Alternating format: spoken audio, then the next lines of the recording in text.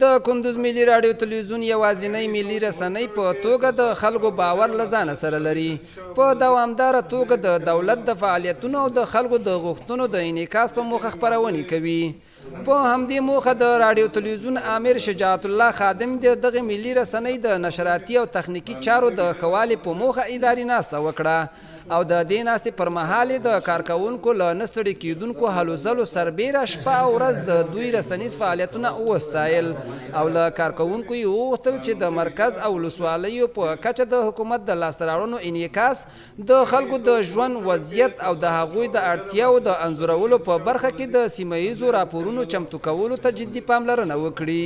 بل لور ته بیا د دې تلویزیون تخنیکي او ټولنیزو رسنیو د څانګو مسؤلینو د تخنیکي او نشراتي چارو د ښه والي په موخه خپل کاري پروګرامونه او تخنیکي او نشراتي پلانونه وړاندې کړل او ژمنه یې وکړه چې د پخوا په پرتله به د هیوادوالو خدمت کوي.